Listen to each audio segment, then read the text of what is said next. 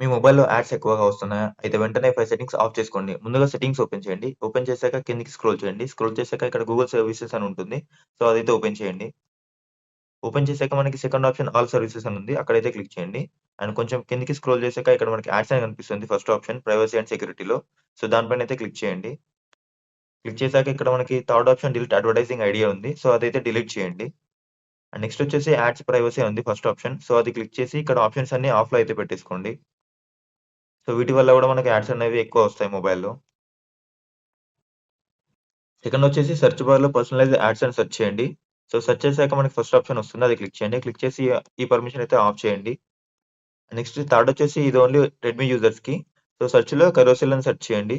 Search చేసాక second option click చేయండి. Click చేసి సెర్చ్ చేసి ఈ పర్మిషన్‌ని కూడా ఆఫ్ అయితే చేసుకోండి. ఫోర్త్ ట్రిక్ వచ్చేసి సెర్చ్ బార్‌లో ప్రైవేట్ డీఎన్ఎస్ అని సెర్చ్ చేయండి. సెర్చ్ చేసాక మనకి ఫస్ట్ ఆప్షన్ కనిపిస్తుంది. క్లిక్ చేయండి. క్లిక్ చేసాక ఇది ఆటోమేటిక్‌గా ఆఫ్‌లో కనిపిస్తుంది మనకి. బట్ థర్డ్ ఆప్షన్ క్లిక్ చేయండి. క్లిక్ చేసి ఇక్కడ కనిపిస్తున్న వెబ్‌సైట్ నేమ్ అయితే టైప్ చేయండి. dns.adcard.com అని చెప్పేసి సెర్చ్ చేసాక సేవ్ చేయండి. సో దట్ మీకు క్రోమ్‌లో బ్రౌజింగ్ చేస్తున్నప్పుడు ఏ యాడ్స్ అయితే రావు. అండ్ ఫిఫ్త్ ట్రిక్ వచ్చేసి అప్లికేషన్స్‌కి నెట్వర్క్ యాక్సెస్ రిమూవ్ చేయడం అన్నమాట. లెట్స్ సే నేను ఎంఎక్స్ ప్లేయర్ అనేది ఓన్లీ ఆఫ్‌లైన్ వీడియోస్ చూడడానికైతే యూజ్ చేస్తాను. యాడ్స్ బాగా వస్తున్నాయి. సో అట్లాంటప్పుడు యాప్‌ని హోల్డ్ చేయండి. హోల్డ్ చేసాక ఇక్కడ మనకి ఫస్ట్ ఆప్షన్ కనిపిస్తుంది. ఐ బటన్ క్లిక్ చేయండి.